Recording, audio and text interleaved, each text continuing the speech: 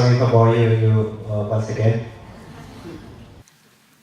So earlier this morning, I think I already told you about a little bit about Vincom Retail, but in order to give you a more thorough perspective of the company, I think I will run through the presentation quickly, and then we'll give the time for the Q&A session.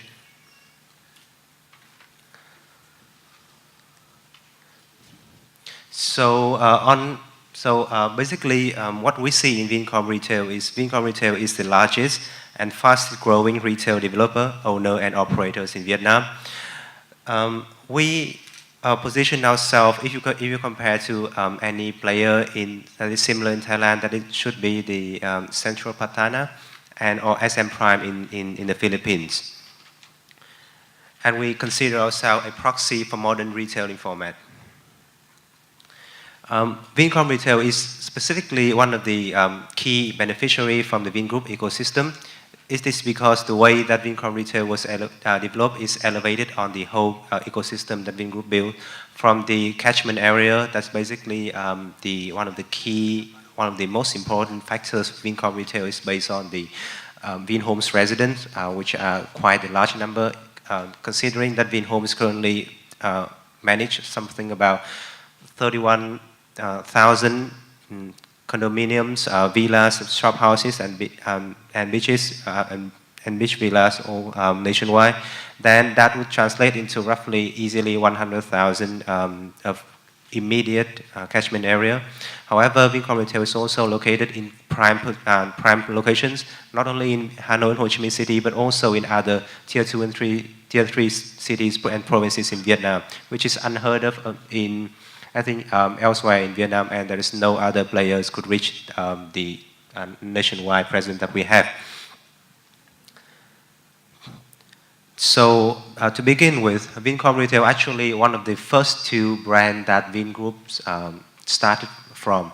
Vincom Retail had the, even though as a company, if you might look at the business registration, Vincom Retail only established itself in around 2012, but the first shopping mall that we ever had was actually the Vincom Center, was started the operation in 2004. So basically we have like 15 years of operation and presence in Vietnam. And actually that first project in Hanoi was so successful that we were able to use that brand to elevate the Vingroup brand when the group finally merged and develop in later phase of around 2010 and onwards.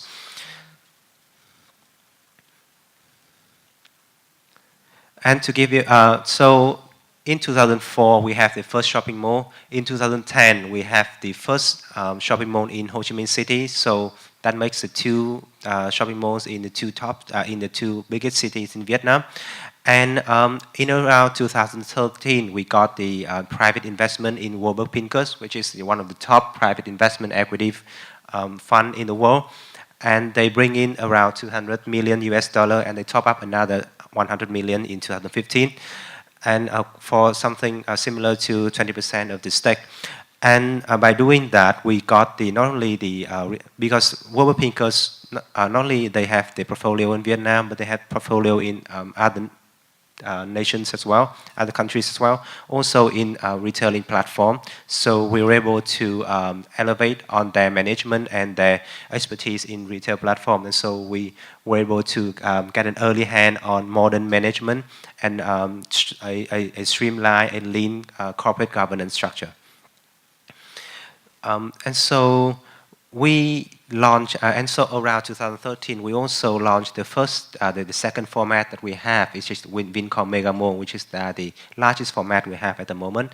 And those Vincom Mega Mall are basically the mega shopping mall that is located within a key and large integrated residential mixed-use complexes, and usually the Vinhomes project.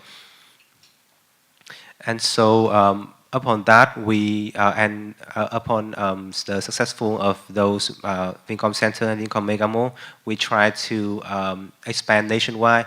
But looking at that other cities and provinces is not that well developed as Hanoi and Ho Chi Minh City, we try to test out a new model. So we developed a model which is called Vincom Plaza. Vincom Plaza is usually targeted a more suburban area in Hanoi and Ho Chi Minh City, not quite the CBD area, but however, we're still with the high population density. While in other tier 2 and tier 3 cities and provinces, Vincom Plaza usually target the very prime location.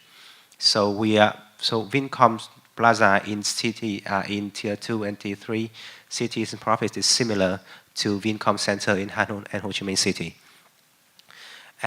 And at the moment, we currently have roughly 35 Vincom Plaza nationwide.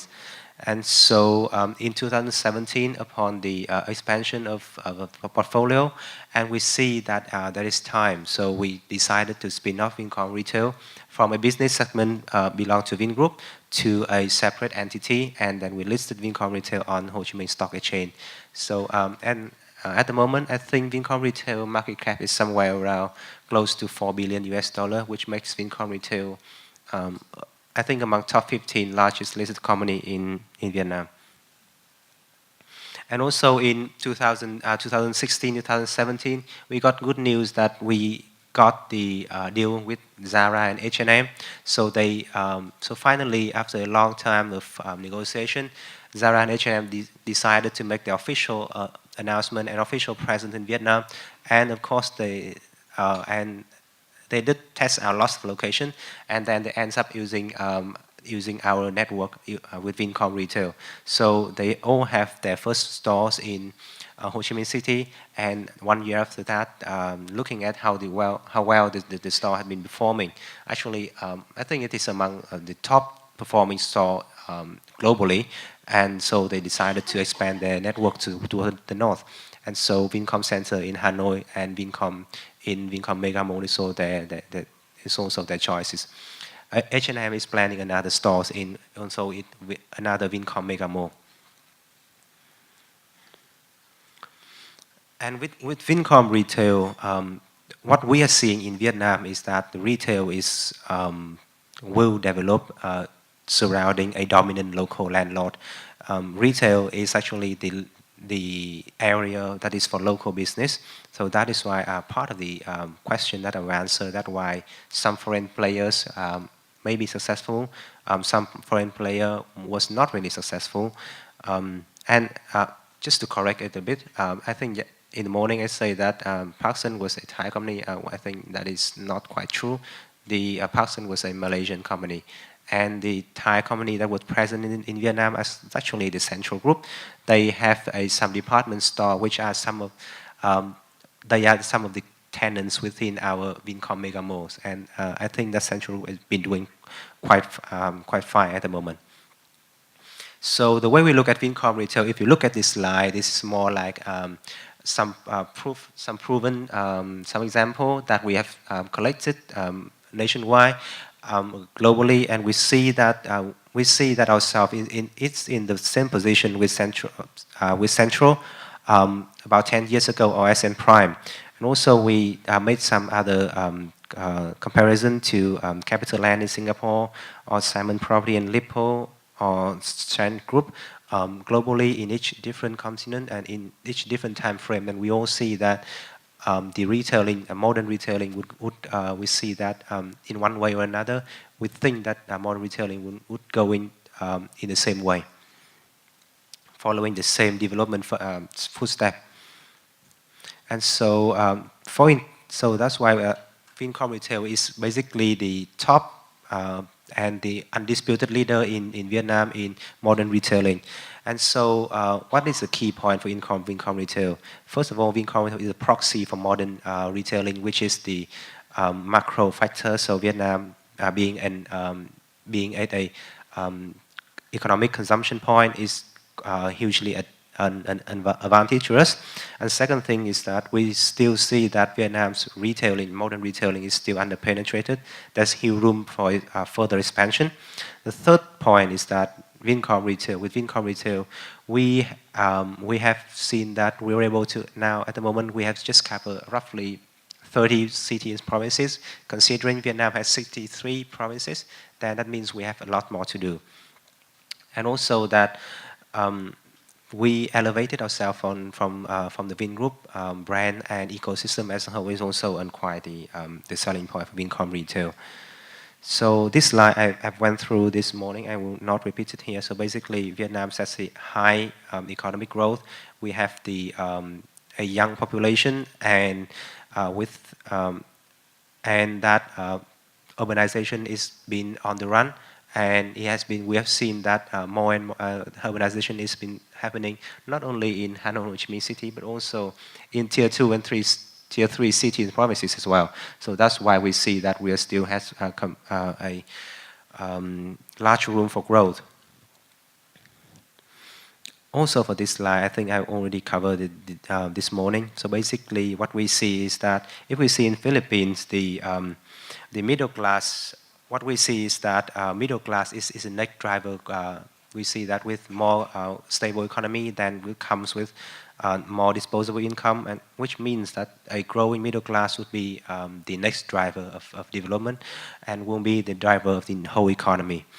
And from what we see in Philippines is that from 2004 to 2020, it approximately will increase like 50%. And while in Thailand, we see that it's kind of just drop more than double the middle income class. And then the question is that with Vietnam's population and middle class is still at the same point in 2016, similar to Philippines 12 years ago and Thailand almost 30 years ago. Then what will how long it will take the class to emerge? I think that will be a question, but it's still under debate. But I think that with such a drive, we will see that there are lots of potential for middle income. Right. Vietnam is starving for modern retail formats, and e-commerce is more a catalyst, more a supporting idea, and more than threat. And I think we will cover it during the Q&A session this morning. And also in here, in this slide, I want to cover another point that why we explained that why department store have been did not work out in Vietnam, because in Vietnam, people not only they're looking for a place for shopping, but they're looking for a place for a gathering, a place for entertainment, and a place for they want to spend the whole day. So not to have to go many places for many different purposes. So that's why department store would not be the one that working out in Vietnam. They might work out as a single tenant, but as a standalone model, we don't think that they work out. So basically, we leapfrog through the department store development phase and jump right up to the shopping mall. And so with Vincom Retail, this slide is updated at the end of the first quarter 2018. At that moment, we have 46 shopping malls covering 24 cities and provinces in Vietnam, with total retail GFA of somewhere around 1.2 million. But if you're looking, but in the last 2 months, we have opened 5 more, and now our retail GFA is more close to 1.3 million square meter of retail GFA, and the total portfolio count is increased to 51 shopping malls in 28 cities and provinces. And we have a strong and secure tenant base, which have a roughly about 1,000 tenants nationwide. So basically for any mall that we can find a suitable tenants for them, thanks to our large customer base that we already have. And another point for retailing should be that the way we look at Thailand, that is that Thailand infrastructure is much more developed in Vietnam. Thailand has metro, Vietnam does not, which is and the first line is still under construction, and expected to commence commercial operation by the end of this year. And we do think that, and luckily, most of our malls is basically in walking distance from the metro line. I'm sorry, from walking distance from the metro station, or from just directly in front of the metro station. So that would increase that would create a stable and increasing ever footfall for our shopping mall. And also that with the metro that plan keeping on expansion, then we will see our mall, the potential catchment area can basically increase from the current like 3 to 5 kilometers. Maybe we will target a much larger catchment area. Right. So I think I've talked a bit about this slide.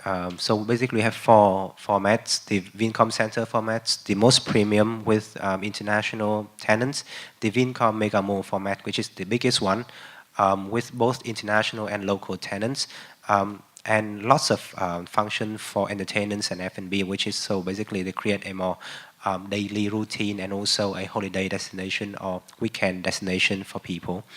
The Vincom Plaza, the format that we use to Vincom Plaza, mostly with local tenants, some with some international brand, for example, Nike or Adidas.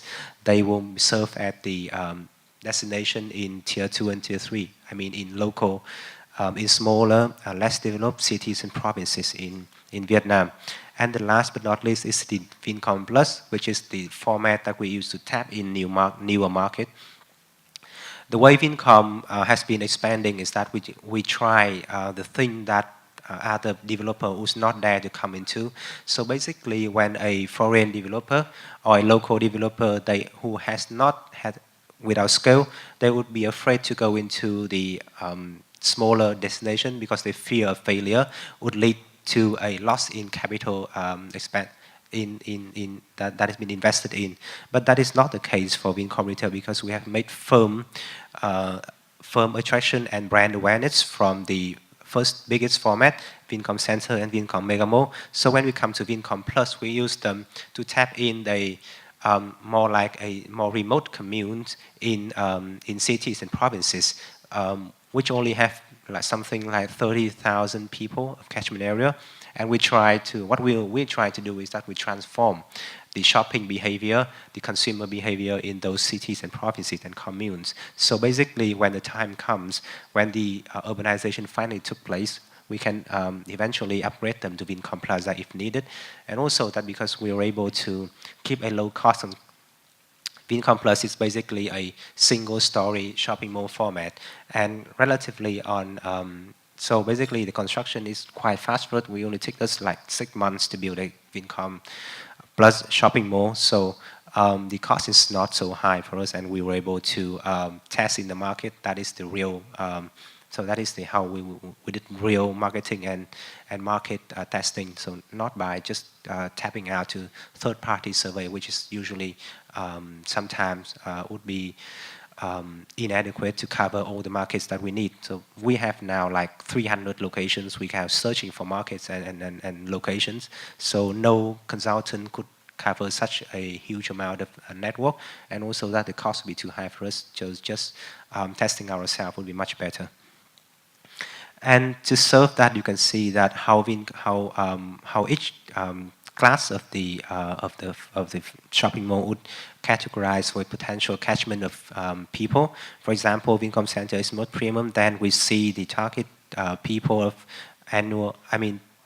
targeted household of about $20,000 annual income.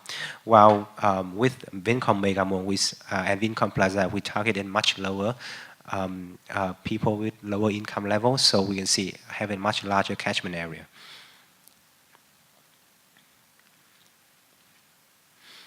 Right. So this slide basically talk about what is our present at the network at the moment, and how big, and what is the key definition for each format, which I already explained to you. So for a few numbers, we have this is number of retailing in Vietnam, which has the presence of not only the Vincom Retail, but also the presence of Vincom Retail and divided into formats. So you can see that Hanoi, Ho Chi Minh cities still have the most presence with 7 and 11 malls respectively, while the Northern Vietnam and Central Vietnam and South Vietnam usually have from 8 to 10 shopping malls, usually one for one city and one provinces. For one province, we usually have one shopping mall, and for certain city and provinces where we see sufficient shopping power, then we can increase the number of those, maybe 2 to 3.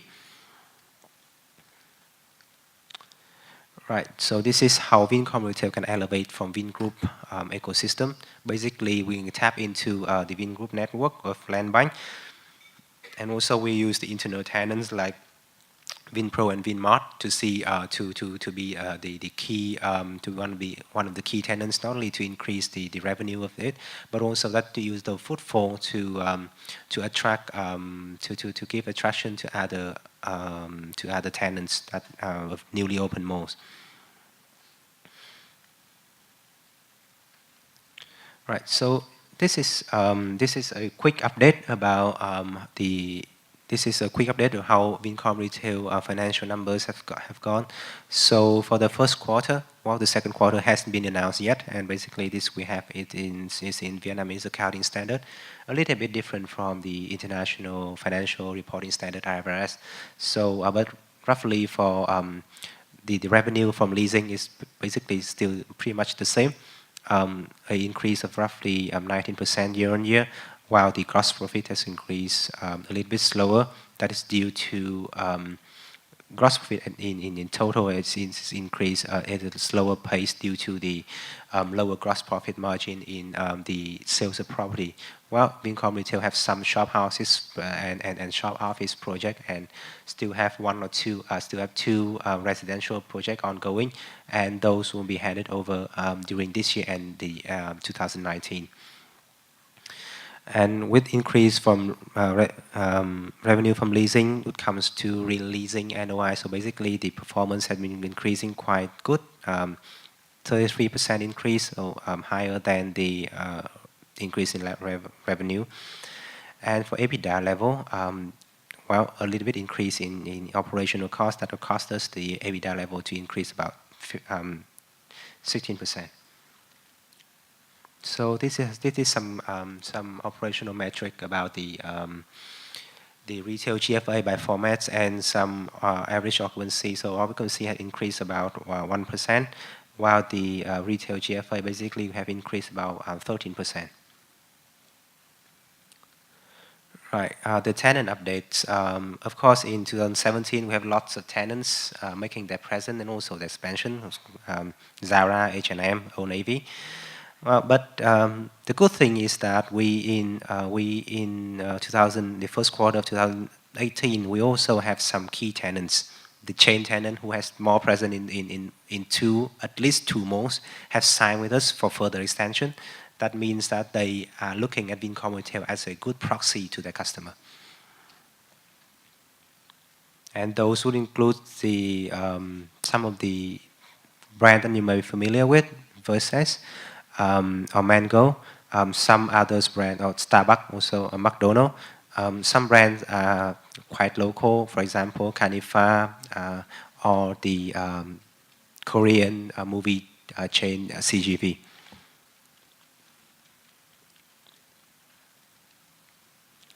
Right, so here's the little bit about the expansion plan. So basically, we currently have 46 malls that we expected. Well, basically, we have identified the opening time during the next 18 months, and we have in the first quarter. In the first half of this year, we have opened 6. We have opened 5. We have 1 more to do, and in the second half, and the rest would be that we'll still have over 40 malls that we have planned the opening time.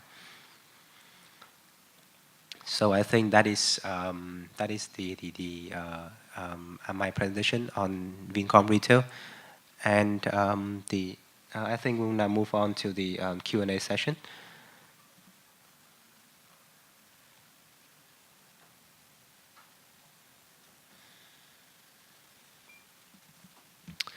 Right. The first question I have is how do you manage or pick which tenants to go with which brand of Vincom Mall, especially in upcountry areas? This is quite easy.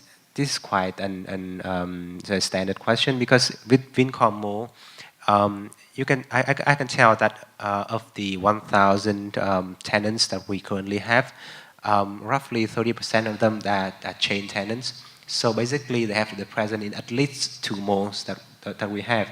So when we heard about when we have planned for another opening, usually we'll tap out to existing tenants already, and they will be the one to go to that location to see if that location might work out for them. And so they would they would submit or put the proposal to us, and upon that we will decide if that proposal would fall into the tenant mix that we design for that mall. Usually, if you're talking about the country areas, then the brand that should be there, usually the local brands. The large part of it would be the fashion, then F&B and entertainment.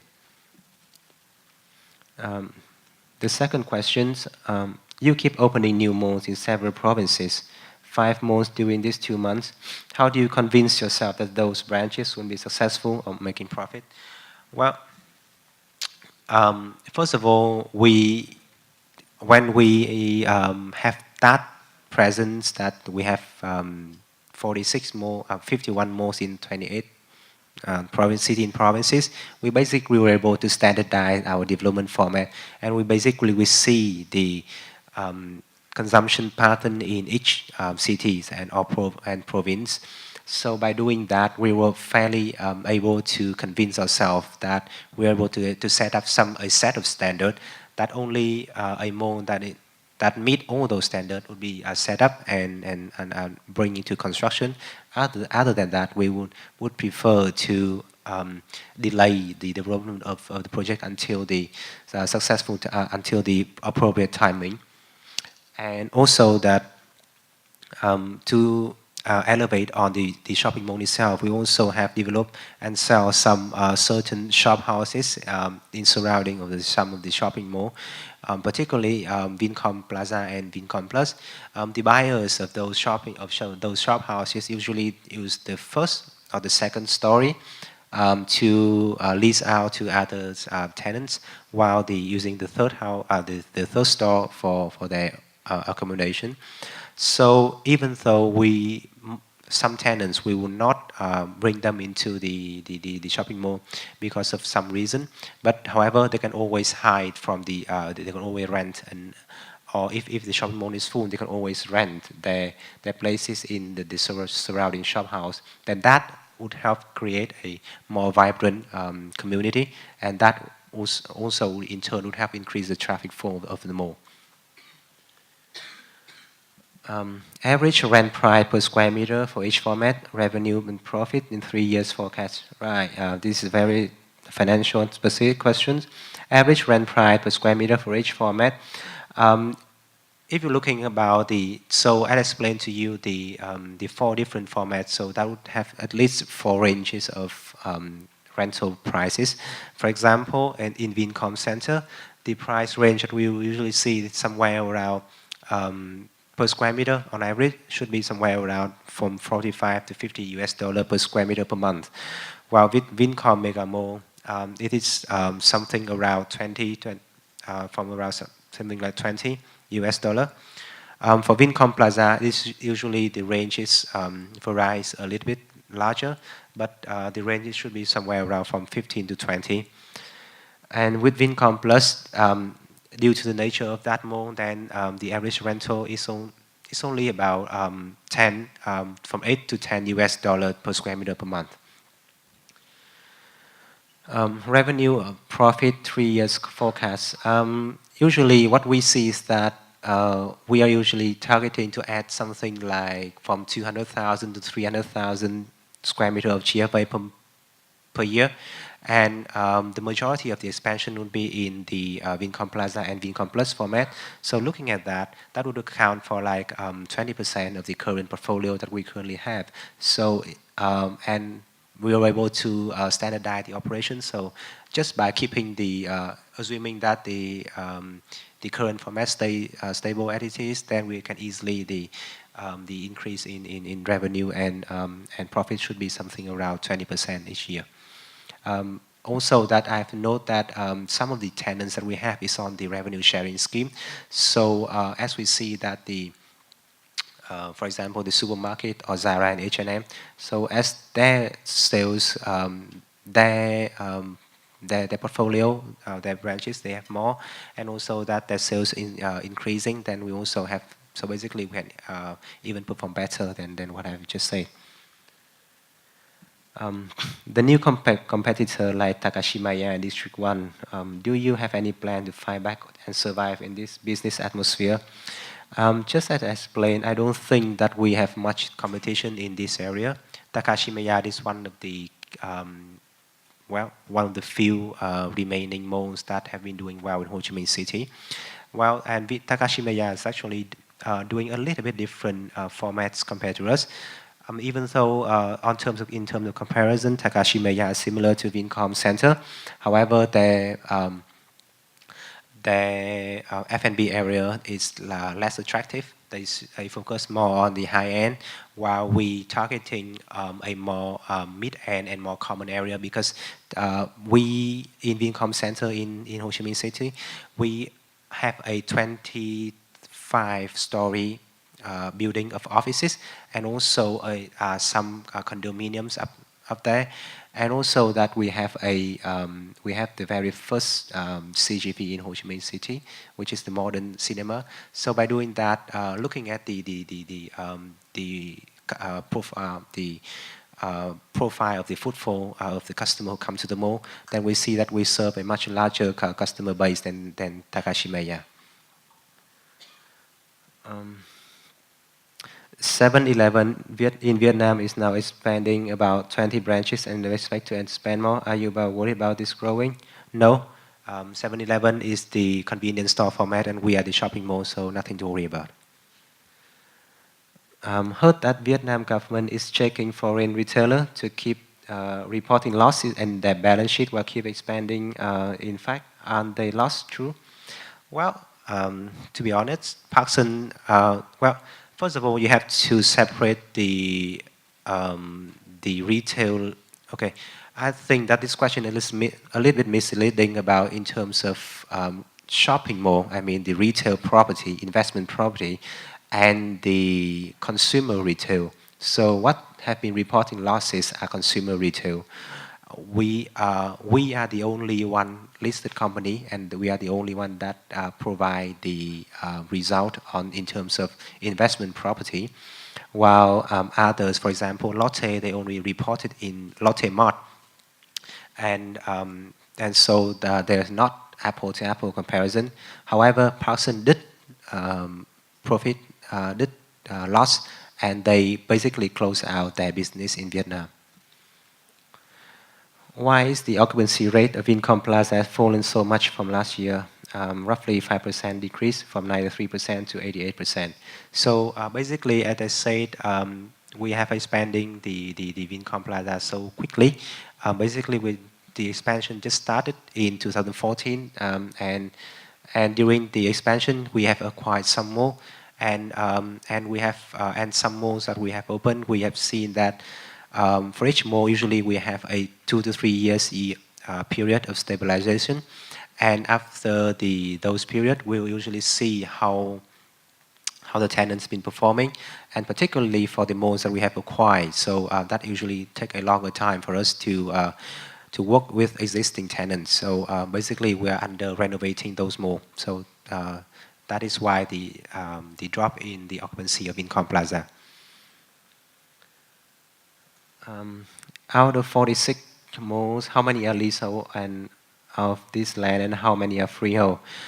To be more specific to you, the land in Vietnam, basically, shopping mall are investment property, and in investment property can only have the only have leasehold title, not no commercial land can have the freehold title. Only the residential land can have the freehold title.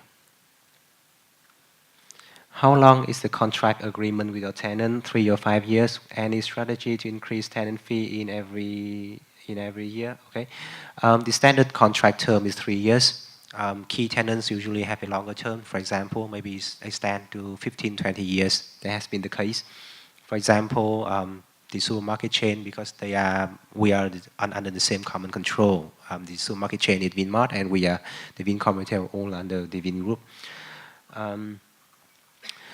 Any strategy to increase rental fee in every year? Basically, we see that with the urbanization rate, then comes with the higher land costs. So basically, just by doing over time, we were able to increase the rental fee, and also that with the mall coming to stabilization, we can. Each mall coming into its own stabilization, they're going to be the own attraction point, and by doing that, we were able to we have a better bargaining power against the tenants. So currently we have something like at least 5% increase per annum.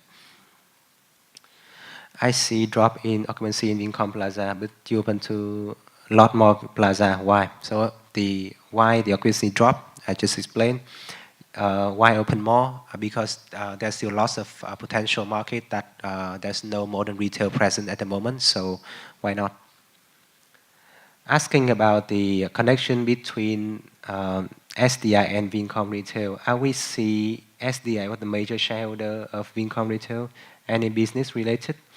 Well, I think I just explained these questions in this morning. SDI is a special purpose vehicle. That used to be a project company, and it still currently is. And so upon the restructuring of the whole group, we try to allocate some of the asset from which we would see the asset allocation amongst the group companies. So that's why SDI ending up being the largest shareholder of Vincom Retail. The next question, why the gross margin in first quarter decreased from last year's respective quarter last year? I think there's been two components for Vincom Retail. The first component is the leasing component, which you will see that if you look at the financial statement, if you look at the notes, you can see that the leasing property usually have stable gross profit margin, while with actually the decrease in gross margin comes from the sales of property, because last year we delivered some of the shop offices in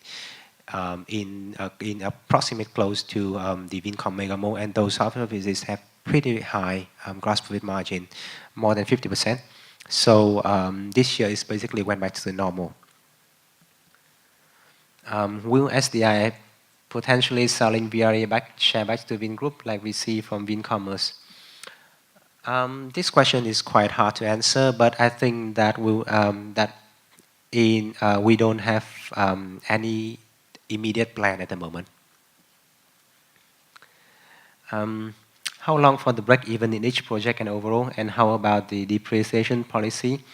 The break even in each project is basically based on it's usually just after 1 year. We have basically each mall will be EBITDA positive.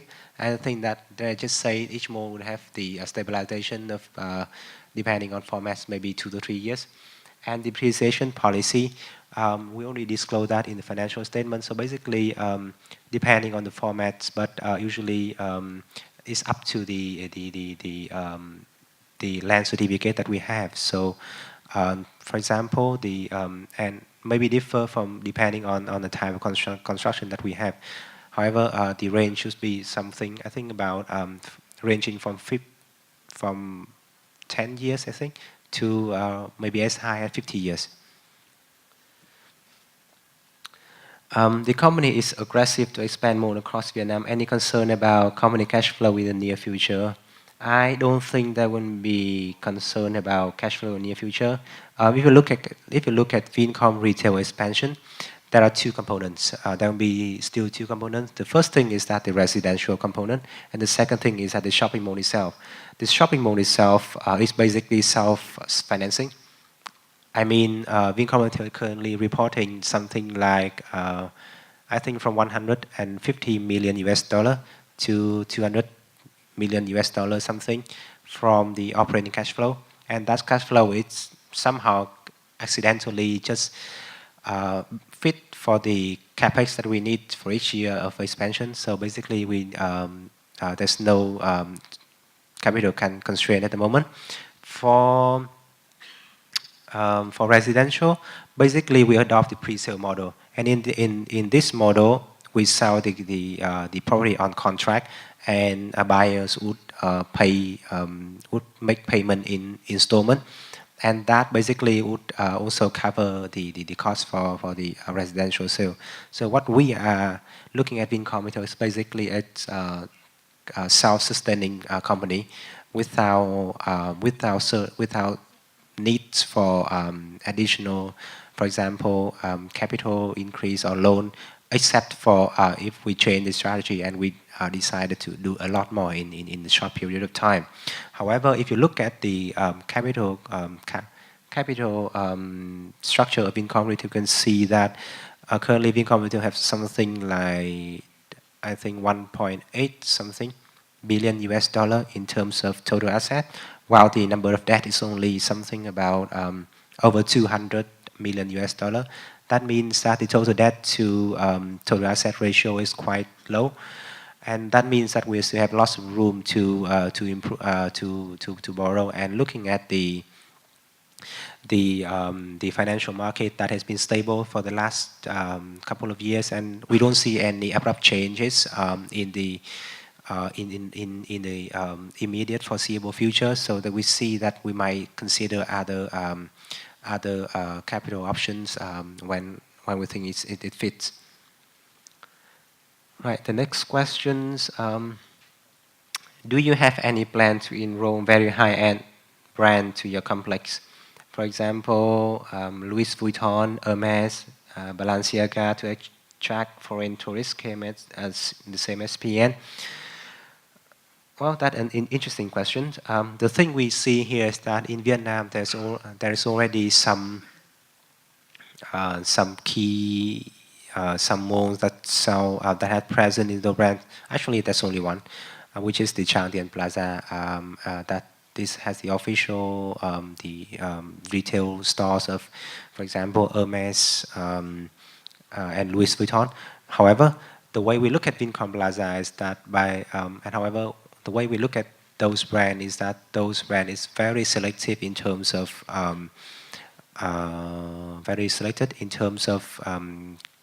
customer portfolio, and we want to make the Vincom Retail more or less in terms of a destination, and also that if you look at the pricing strategy like now in Vietnam, having those tenants in Vincom malls would not be of greater effect than it would be with CPN used to have in Thailand, because apparently I've been in both and I see that buying a Louis Vuitton in Thailand, I think it's cheaper in Vietnam.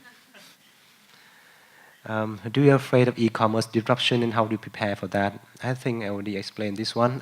We see Vincommerce is more like a catalyst rather than a threat, because Vietnam's penetration of e-commerce is quite low at the moment, and even if you look at it's much lower than average standard of globally, and also lower than the regional standard. And if you look at, even though that Vietnam's e-commerce is forecasted to grow like 30-35% per annum, and you look at that in the next 4 or 5 years, and that is still under-penetrated market. And so even though we're changing, we see that e-commerce is more like a marketing channel to make us more like an omni-channel marketing and supporting to the tenants rather than killing the shopping mall.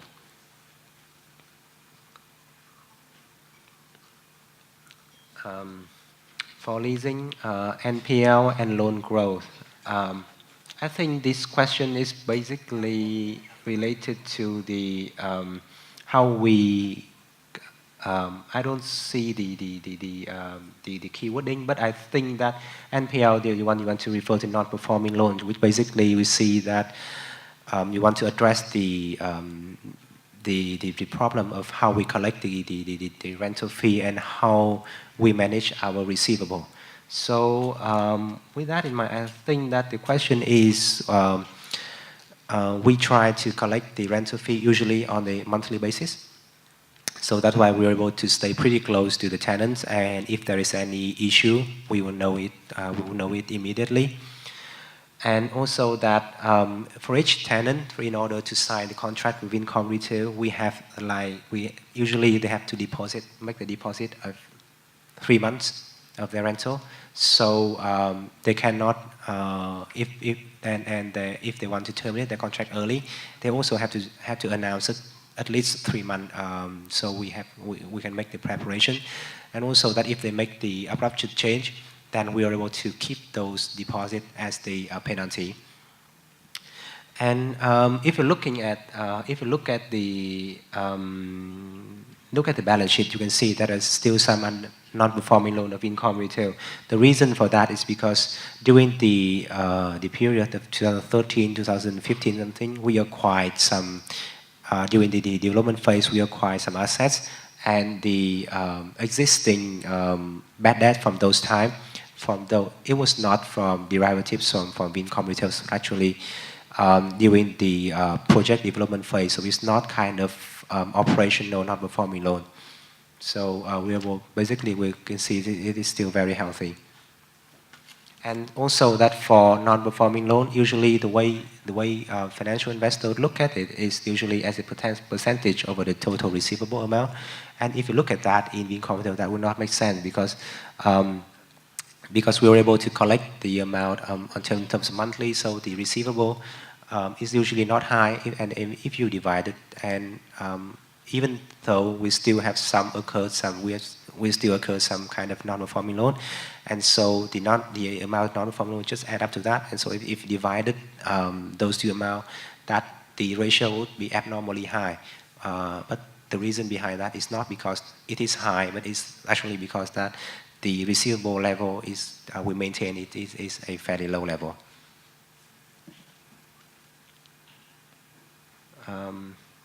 Then I think there's no other questions. Is there any questions? I want to ask about the difference between Thailand commercial center, like Central here. Most Thailand famous commercial center, they have leasing contract, 30 years only. So they not have ownership. Only a few have ownership. But okay, in Vietnam, ownership not allowed. Okay, but how many years that you have contract for leasing the land? Usually, for each project that we were able to lease, then usually we lease to the maximum amount that we were able to. So basically, it is 50 years. 50 years, that you mean have to return to the government? Yes. Basically, even though that is how the rule regulates, but actually there is nothing that has happened until that. Basically, nothing has yet to come to that deadline, so there's nothing we have to worry about at the moment. ขอบคุณค่ะน่าจะครบถ้วนแล้วนะคะก็ขอขอบคุณค่ะ Thank you very much Mr. Thee Duc Bac Investor Relation Executive from Vincom Retail ค่ะขอเสียงปรบมือด้วยนะคะซึ่งเราก็พบกับทางด้านของ Mr. Thee Duc Bac 2 ครั้งนะคะเมื่อเช้าจากทางด้านของ Vin Group